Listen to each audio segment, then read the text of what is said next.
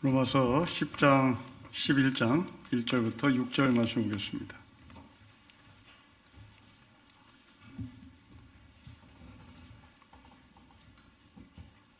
아, 11장 1절부터 6절의 말씀을 우리 한 절씩 교도하겠습니다.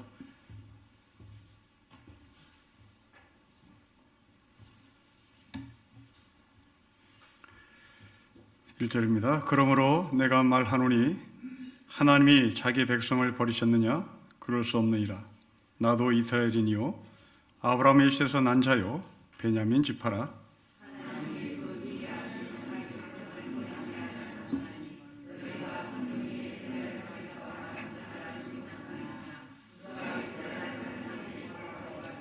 주여, 그들이 주의 선지자들을 죽였으며 주의 제단을 헐어버렸고 나만 남았는데 내 목숨도 찾나이다 하니,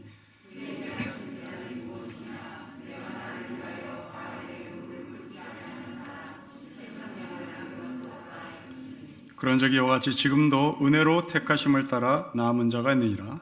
만일 은혜로 된 것이면 행위로 말미암지 않음이니 그렇지 않으면 은혜가 은혜되지 못하느니라. 아멘.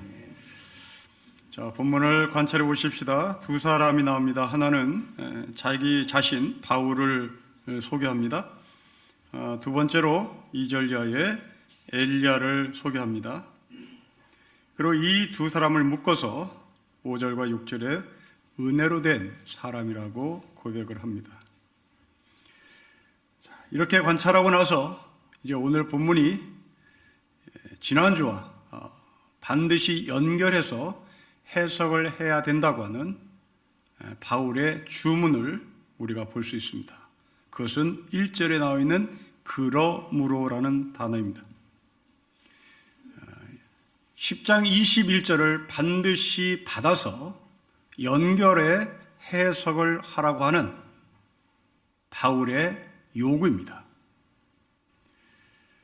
지난주에 우리가 나눴던 하나님의 말씀은 하나님의 말씀을 거부하는 완강히 저항하는 사람들에게 하루 종일 팔을 벌리고 기다리시는 하나님, 그러므로 나 바울이 그랬다, 엘리야가 그랬다, 그리고 남겨놓은 7,000명이 그랬다, 이야기입니다. 자, 종일토록 하루 종일 팔을 벌리신 하나님, 그 품 안으로 들어온 바울, 네, 동의합니다. 그런데 왜 바울은 1절에서 내가 완강히 거부했다, 그런데 하나님이 나를 품에 안아줬다, 내가 그 품에 들어갔다, 나는 하나님의 은혜를 받았다, 이렇게 말하면 될걸 왜 자신의 족보를 이야기할까라는 문제입니다. 1절을 여러분 읽어보겠습니다. 같이 읽겠습니다. 시작. 그러므로 내가 말하노니 하나님이 자기 백성을 버리셨느냐? 그럴 수 없느니라. 나도 이스라엘이니요 아브라함의 씨에서 난 자요 베냐민 지파라고 자신의 출신 성분을 이야기합니다. 완강히 거부했다, 그 이야기를 하지 않고 두 팔을 벌리시는 하나님 품에 내가 하나님의 은총 가운데 안겼다라고 말하지 않고, 왜 바울은 자신의 족보를 여기 기록하는 것일까요? 여러분, 베냐민이 누굽니까? 베냐민은 라헬의 소생입니다. 라헬의 아들입니다.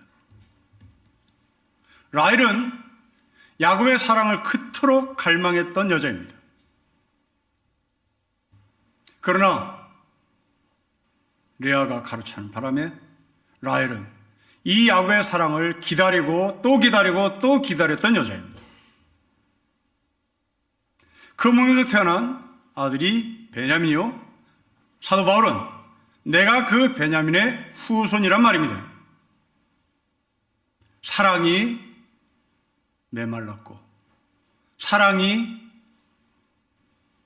나에게는 필요했고 사랑이 나에게는 간절했다는 말입니다.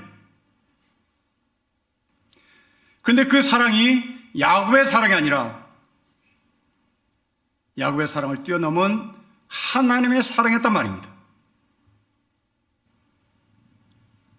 라헬이 원했던 사랑은 야곱의 사랑입니다. 헬라 사람들은 이 사랑을 에로스라고 말하죠. 라헬은 야곱을 통하여 에로스의 사랑을 간절히 기대했으나 그것조차도 힘들었습니다. 기다리고 기다렸습니다. 레아가 자리를 남겨줄 때까지, 레아가 그 자리를 비켜줄 때까지 라헬은 참았습니다. 그리고 목말라 했던 그 라헬은 야곱의 남편의 사랑을 간절히 기다렸습니다. 바울은 말합니다. 우리의 지파가 그런 사람이었다. 내가 그런 사람이었다. 그런데 하나님은 그 에로스의 사랑을 뛰어넘어 아가페의 사랑을, 하나님의 사랑을 나에게 전해준 은총의 하나님이다 고백하는 겁니다. 여러분, 이 시대는 아가페의 사랑이 절대적으로 절실하게 필요한 때인 것 같습니다. 에로스의 사랑은 넘치고 넘칩니다. 아니, 너무나 방만해서 문제고 너무나 자유분방해서 문제입니다. 그러기에 그 에로스의 사랑은 그 사랑이 자기 자식을 내다 버리는 경우가 있습니다. 저는 그 어른들에게 묻습니다. 저는 자식을 내버리고 남편을 내버리고 아내를 내버리는 분들에게 묻습니다. 여러분들 지갑 속에 있는 돈이 물에 젖었을 때 버립니까? 여러분 집에 있는 금고 속에 화폐가 불이 나서 완전히 타버리면 그 불에 탄 지폐를 쓰레기통에 버립니까? 버리지 않습니다. 그 불에 탄 지폐를 들고 그대로 은행에 가서 채돈으로 바꿉니다. 물에 젖은 지폐 말립니다. 다리미로 다립니다. 그런데 왜 자식은 버립니까? 왜 아내는 버립니까? 왜 남편은 버립니까? 여러분의 사랑은 어디에 있습니까? 여러분 정말 자식을 하나님의 사랑으로 책임지십니까? 만일 책임지지 않는다면 여러분들은 돈에게 아가페의 사랑을 전하고 있는 거죠. 그 젖은 돈을, 그 불에 탄 돈을 버리지 않고 은혜에 가서 바꾸기를 원한다면 여러분들은 자식에게 사랑을 베푸는 것이 아니라 그 돈에게, 그 불에 탄 젖은 돈에게 아가페의 사랑을 전하고 있는 겁니다. 하나님은 물에 젖은 돈을 버리지 않는 여러분처럼 완강하게 거부하는 하나님의 사람들, 그들을 절대 버리지 않습니다. 이것은 에로스의 사랑이 아니라 아가페의 사랑이기 때문에 그렇습니다. 요한복음 4장의 수가성 여인을 기억해 보십시오. 남편이 5명 있었던 여자입니다. 아마도 그 5명 중에는 검사도 있을 것이고 판사도 있을 것이고 변호사도 있었을 것입니다. 신문자도 있었을 것입니다. 주변 사람들은 너 정말 시집 잘 갔다, 너 정말 결혼 잘했다. 그러나 그 여자는 그 5명의 남자가 가져다주는 돈, 권력, 학벌, 배경, 갈증을 해결해 주지 못했습니다. 늘 갈망했습니다. 늘 갈증을 했습니다. 그래서 바가지를 들고 양동이를 들고 우물가를 찾은 겁니다. 아무리 들이부어도 내 속이 해결되지 않은 그 여자가 찾은 것은 야곱의 우물가였습니다. 거기서 예수를 만납니다. 예수가 말합니다. 이제부터 내가 너에게 주는 물은 영원히 목마르지 아니할 물이라고 말합니다. 드디어 생수를 만난 겁니다. 남편 5명을 통하여 권력을 가진 남자와 만나면 내 갈증이 풀리겠지? 학벌이 많은 남자를 만나면 내 갈증이 풀리겠지? 배경이 좋은 사람을 만나면 내가 내 갈증이 풀리겠지라고 생각했던 이 여인의 갈증을 한 쾌에 날려버린 생수는 예수였습니다.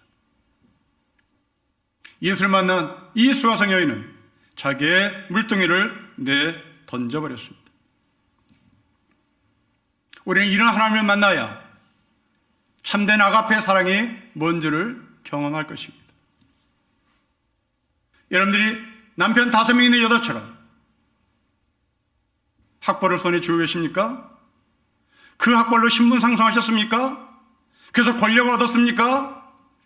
그래서 자식 거기에 버금가는 상대방과 결혼시켰습니까? 이게 남편 5명이 있는 여자의 모습이겠죠.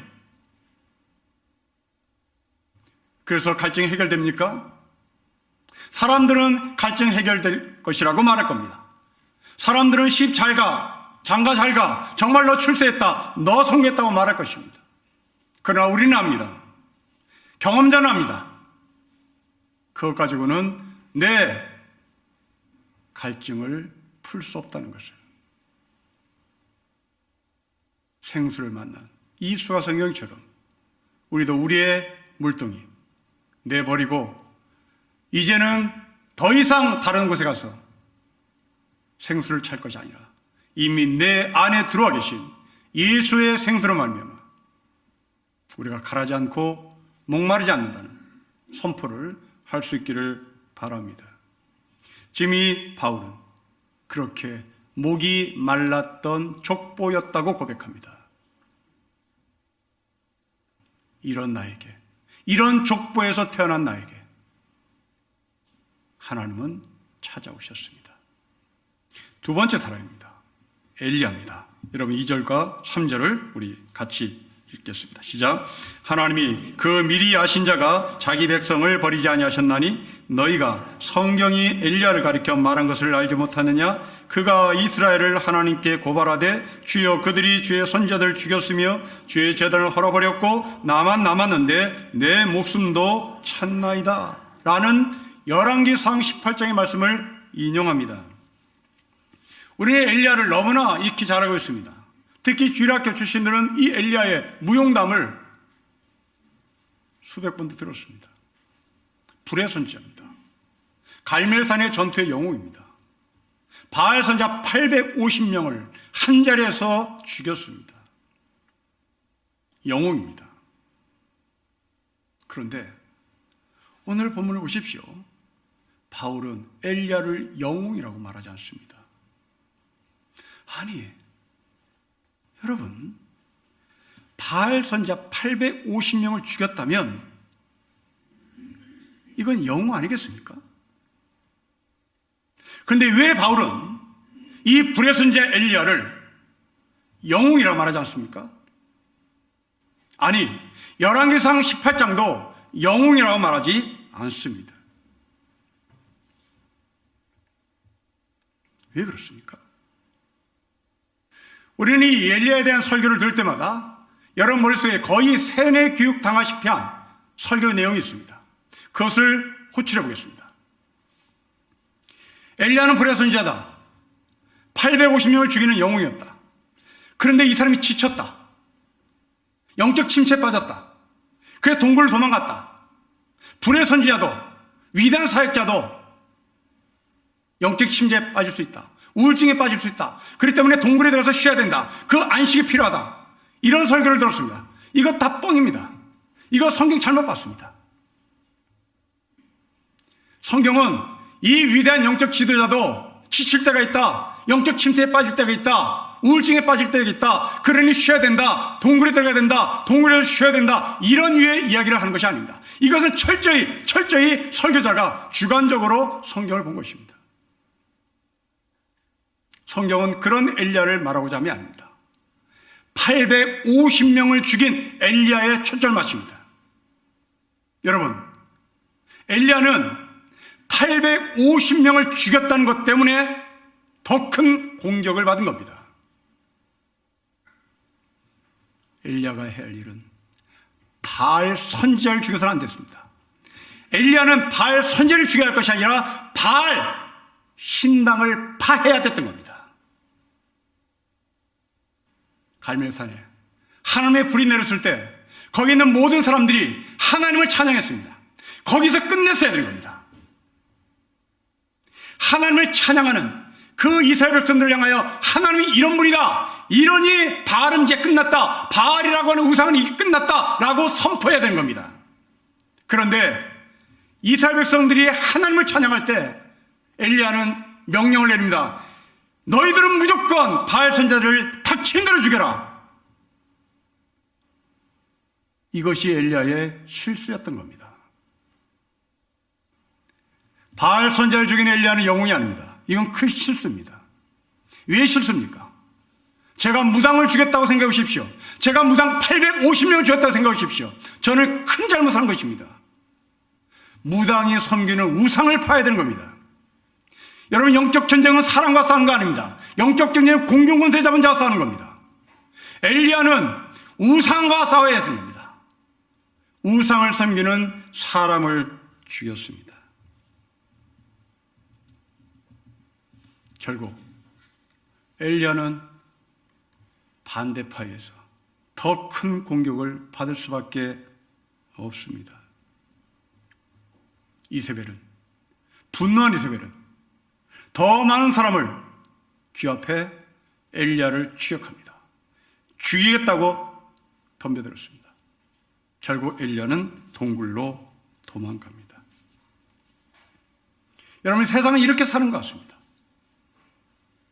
엘리야처럼 850명을 죽이고, 그러자 또 다른 사람이 새를 규합해서 또 사람을 죽이러 다니는, 이것이 바로 우리가 살고 있는 험한 세상입니다. 똑같은 로스쿨에 다니고 있는 학생임에도 불구하고 출신 대학의 어딘에 따라 등급을 매긴 한 대학의 로스쿨 서류가 드러났습니다. 똑같이 시험을 봐서 똑같은 로스쿨에 들어왔음에도 불구하고 학부가 어디냐, 대학 학부가 어디 출신이냐에 따라 ABC 등급을 나누는 현대판 한국 카스트 제도입니다. 출신 대학 성분이 무엇이냐에 따라서 신분 상승의 기회를 얻느냐 얻지 못하냐가 되었습니다. 여러분, 이런 사회라면 엘리야를 죽였던 이세벨처럼 또 누군가가 새를 규합해서 그 사람을 추격할 것입니다. 대학원생에서 공부하는 여학생들과 차를 마시면서 이런저런 이야기를 한 적이 있습니다. 한 여학생이 말했습니다. 나는 내 아이를 이 지옥 같은 한국 사회 속에 밀어넣을 자신이 없어. 그래서 나는 아이를 낳지 않을 거야. 아주 지혜롭습니다. 아주 지혜롭습니다. 저는 적극 찬성한다고 말했습니다.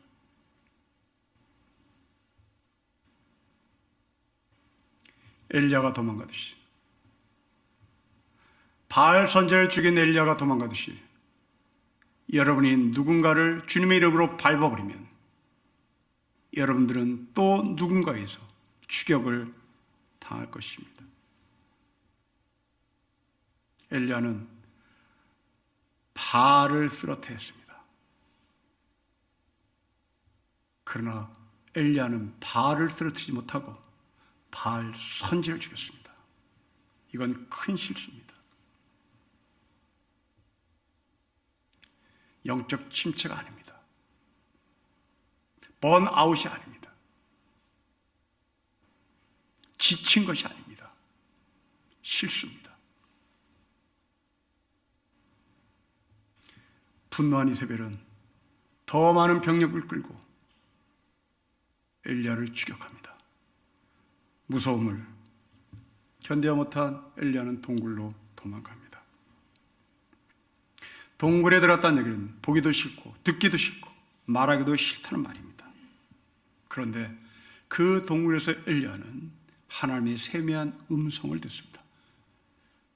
그 좁은 동굴에서 큰 소리로 하나님께서 말했다가는 엘리야의 귀가 떨어져 나갈 것을 배려하신 하나님의 배려일 것입니다. 하나님은 이 동굴에 있는 엘리야에게 왜 동굴에 있느냐고 묻습니다. 그러자 엘리야가 말합니다. 여러분 3절 말씀을 다시 보십시오.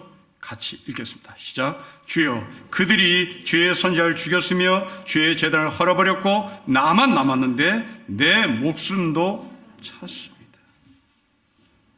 이게 동굴에서 고백했던 엘리야의 고백입니다. 나만입니다. 동굴의 특징입니다. 여러분, 고대 시대 동굴은 우상을 의미했습니다. 그래서 철학자들은 동굴의 우상이라는 말을 만들어냈죠. 바알 제사장 850명을 죽인 엘리야는 자신이 만든 동굴 우상으로 들어가 버렸습니다. 내가 최고다. 나만 남았다. 나 외에 다른 용기 있는 사람 없다. 이게 동굴입니다. 어렸을 때부터 익숙해진 생각, 느낌, 신념, 여기에 대해서 우리는 당연히 받아들이는 경향이 있습니다. 내가 갖고 있는 신념, 내가 갖고 있는 느낌, 내가 갖고 있는 생각, 여기에 반대되는 생각이나 신념을 만나면 서로 싸우려고 덤벼듭니다. 배척하거나 조롱하거나 경계의 대상이 되기도 합니다.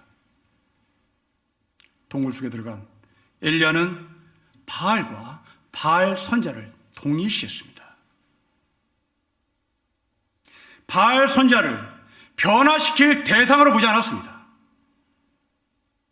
바알 선자들을 하나님의 사람으로 편입시켜야 되는 소망의 사람으로 보지는 않았습니다. 그들을 악으로 규정해 죽여야 된다고 생각했습니다. 하나님은 이런 엘리야에게 나오라고 얘기합니다. 그 우상에서 나오라고 얘기합니다. 저는 이 엘리야를 묵상하며 제 자신을 돌아봤습니다. 목사이기 때문에 여러분보다 성경을 좀 더 많이 볼 것입니다. 하지만 제가 혹시 성경이라고 하는 동굴 속에 갇혀있다면, 아니면 내가 갇혀있는 내 생각 속에 성경을 집어넣어버린다면, 저는 보통의 목사들이 엘리야의 영적 침체, 엘리야의 번아웃 증후군, 엘리야의 지침, 그러니 안식이 필요해, 안식년을 가야 돼, 그렇게 말할 수 있을 것입니다. 이것이 자신이 갖고 있는 동굴이요, 자기의 생각입니다.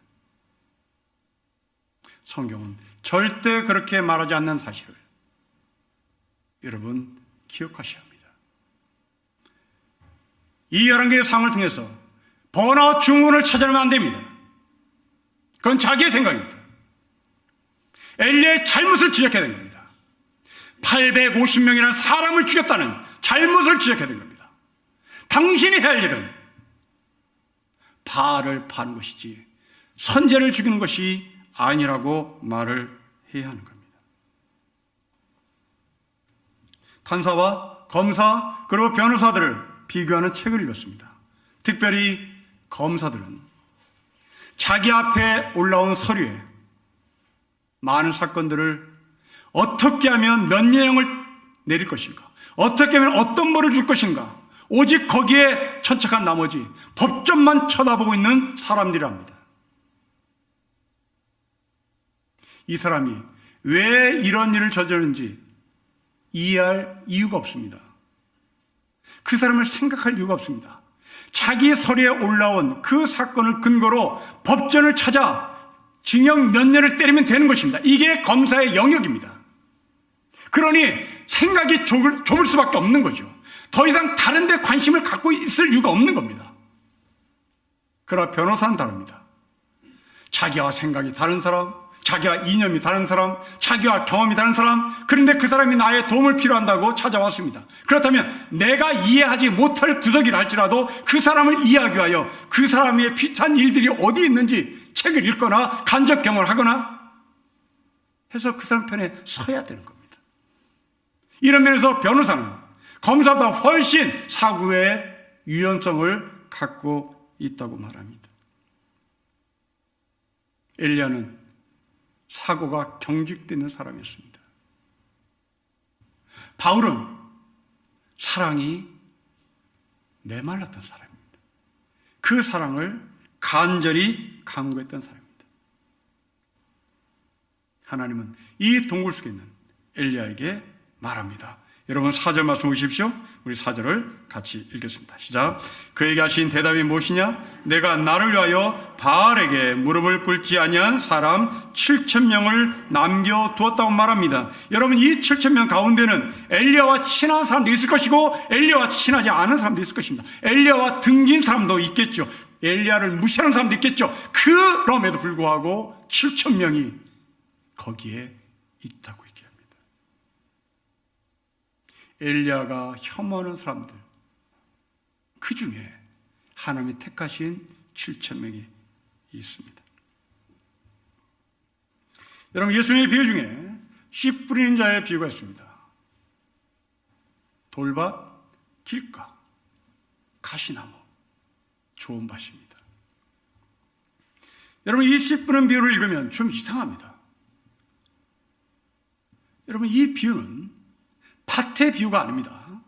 예수님께서 전제했습니다. 씨 뿌린 자의 비유라고 얘기했습니다. 밭의 비유가 아닙니다. 씨 뿌린 자의 비유입니다. 그러면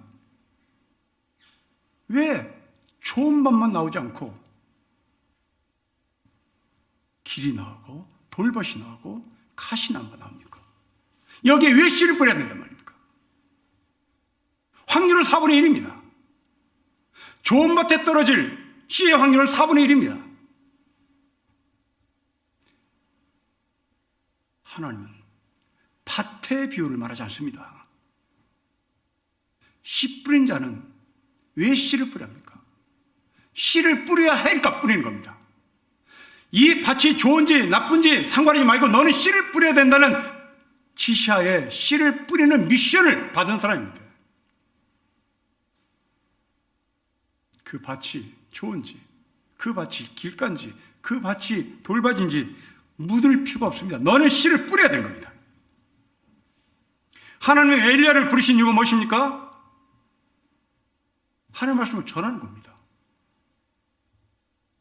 그 말씀을 받을 사람이 있고 받지 말을 사람이 있긴 하지만 그건 네가 상관하는 일이 아닌 겁니다. 너는 씨를 뿌려야 할 사람처럼 하나님의 말씀을 전할 예언자인 겁니다. 그러나 엘리야는 좋은 밭을 찾았습니다. 그리고 그 좋은 밭에서 좋은 열매가 맺을 것이라고 기대를 했습니다. 그러나 기대처럼 열매가 나오지 않았습니다. 이런 만일 엘리야가 씨 뿌린 자에 대한 인식을 분명히 갖고 있었다면 결코 도망가지 않았을 것입니다. 오히려 하나님이 남겨놓은 7,000명과 함께 동역하려고 했을 것입니다. 물론 우리는 씨를 뿌리면서 기대를 하죠. 여러분 자녀들에게 씨를 뿌리고 있습니다. 기대하죠. 다 좋은 일입니다. 그러나 여러분 기억하십시오. 내 아이가 내가 원하는 좋은 밭이기를 원하지만 아닐 수도 있는 겁니다. 내 아이가 돌밭일 수도 있어요. 내 아이가 가시나무에 떨어질 아이가 있다고요. 그런데 우리는 부모예요. 씨를 뿌려야 해요. 우리가 해야 할 일입니다. 여러분 자녀가 문제아라고 돌밭이라고 거기에 씨를 뿌리지 않겠습니까? 부모의 책임을 다하지 못하는 거죠. 공부 잘하는 아이라고 거기에만 물 주겠습니까? 거기에만 씨를 뿌리겠습니까? 지금 엘리야는 그 꼴이 있던 거예요.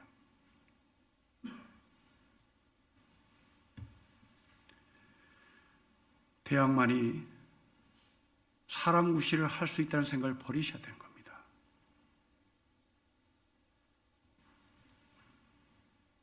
저는 우리 교회 아이들이 학벌 차별하라고 해라. 나 신경 안 써. 아무리 해봐라. 내가 기죽나. 그렇게 말할 수 있는 아이들이 나오기를 소망합니다.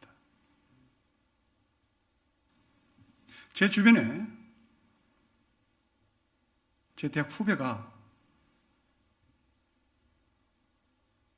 도배를 합니다. 도배 라이센스를 따서 집집마다 다니면서 도배로 돈을 벌고 살아요. 얼마나 멋져요? 이렇게 살아야 되는 거 아닙니까? 제가 나온 대학이 도배를 하면 안 됩니까?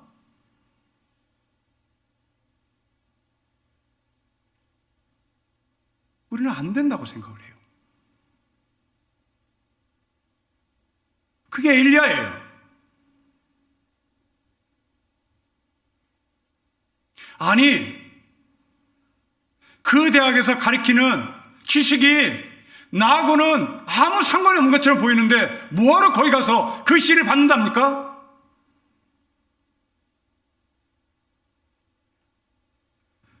엄마 아빠가 그 대학을 가라고 우겨 싸서 집어넣었더니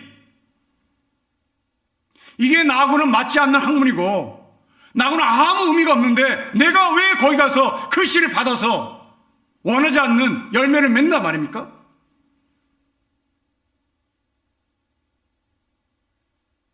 이걸 인정해야죠.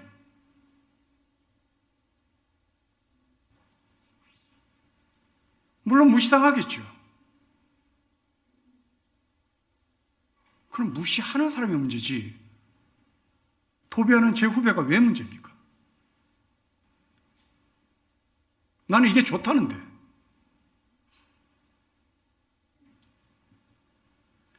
여러분, 왜 하나님의 엘리야를 예언자로 불렀습니까? 씨 뿌리라고 부른 겁니다. 돌밭에도 뿌리라고 부른 거예요. 돌밭에서 뿌리는 씨를 뿌리는 예언자를 보고 사람들이 욕할 겁니다. 내 욕 먹으라고 부른 겁니다.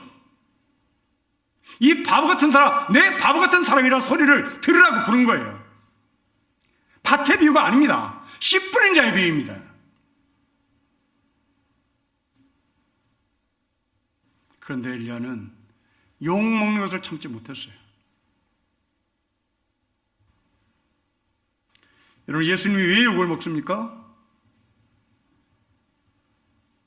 예수님이 욕을 먹는 이유는 자기네들이 그토록 혐하고 차별한 사람 편에 서니까 욕 먹는 겁니다. 엘리야는 욕 먹기 싫으니까 편 갈라버린 거예요.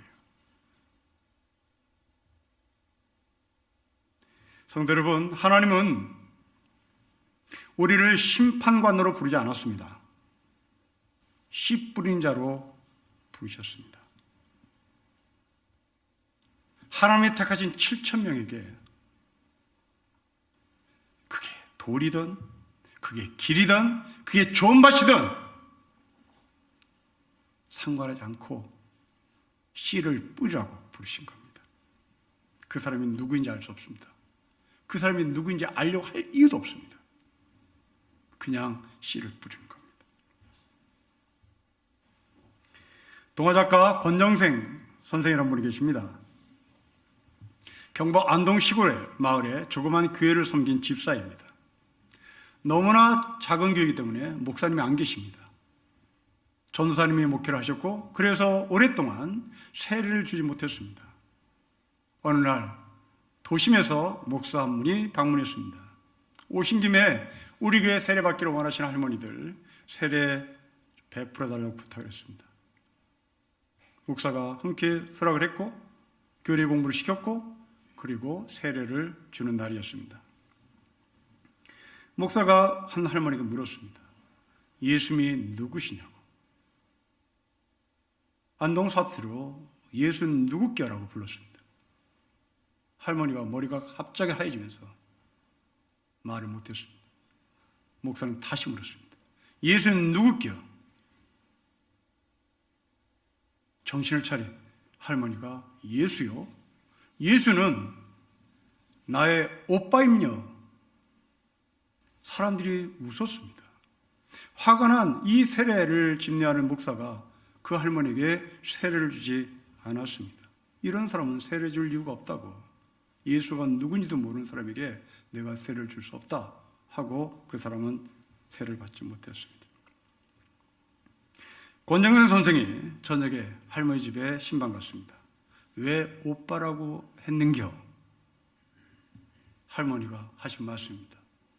갑자기 목사가 물어보길래 머리가 하얘져서 나는 무슨 소린지 말을 못하다가 갑자기 머릿속에 떠오른 생각이 하나 있었다.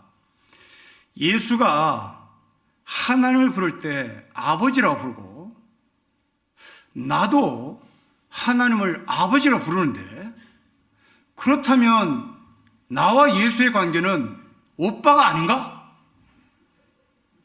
그거 맞잖아요. 여러분, 왜 예수님이 이 땅에 오셨습니까? 자신만이 하나님의 아들이라는 것을 말하기 위해서 오셨습니까? 아니면 우리도 하나님의 아들이라는 것을 말하기 위해서 오셨습니까? 우리도 하나님의 아들이라는 것을 말하기 위해서 이 땅에 오셨잖아요.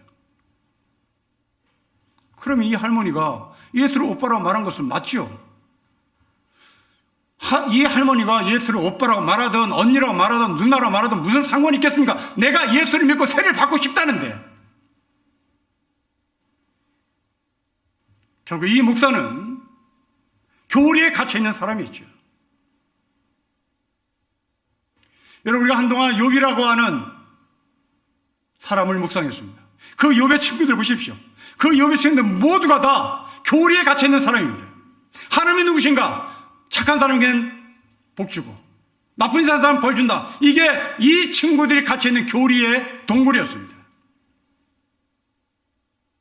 욥은 말합니다. 고난받는 자 옆에 계신 하나님, 숨소리조차 세시는 하나님, 결코 버리지 않는 하나님, 이게 욥의 하나님이었습니다.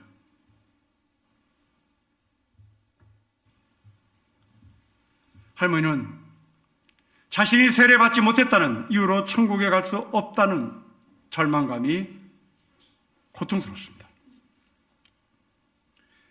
권정현 선생은 할머니에게 말했습니다. 할머니, 반드시 천국 갑니다. 예수 오빠가 할머니 백인데 왜 천국을 못 가겠냐?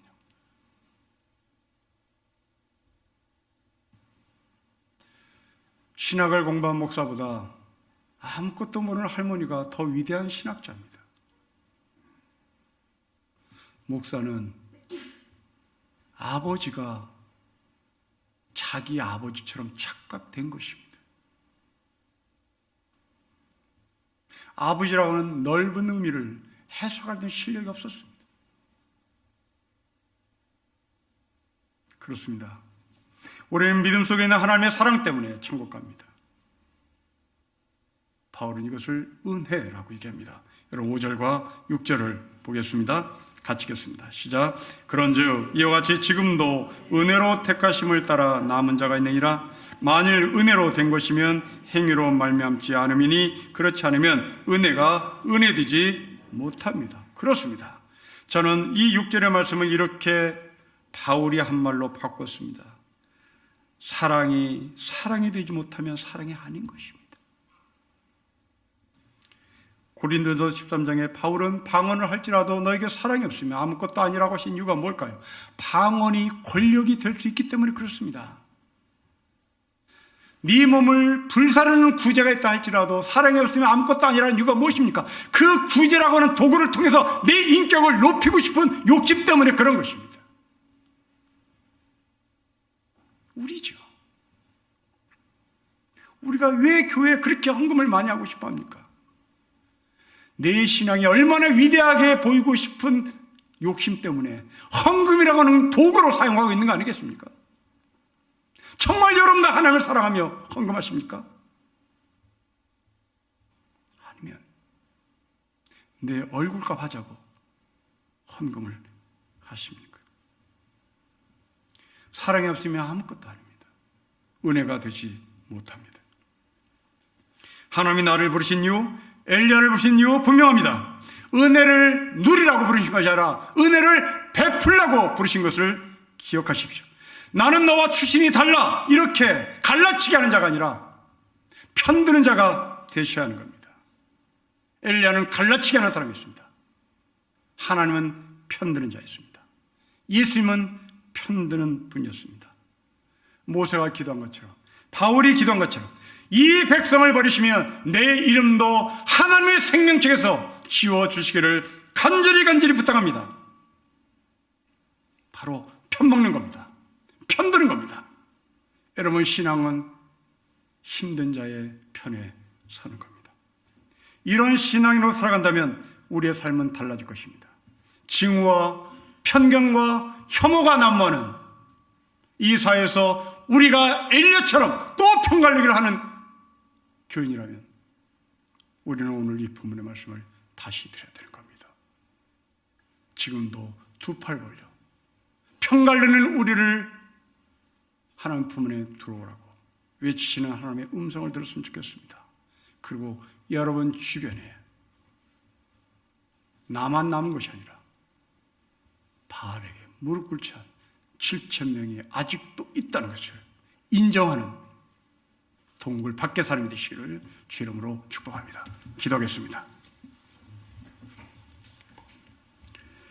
아버지 하나님, 아직도 내 주변에 7,000명이 넉넉한 하나님의 사람이 있다는 것을 잊지 않게 하시고 그 가운데 내가 증오하는 사람, 내가 혐오하는 사람, 내가 등 돌린 사람 있다는 것을 기꺼이 인정하는 넉넉한 하늘의 성도로 살게 하여 주옵소서.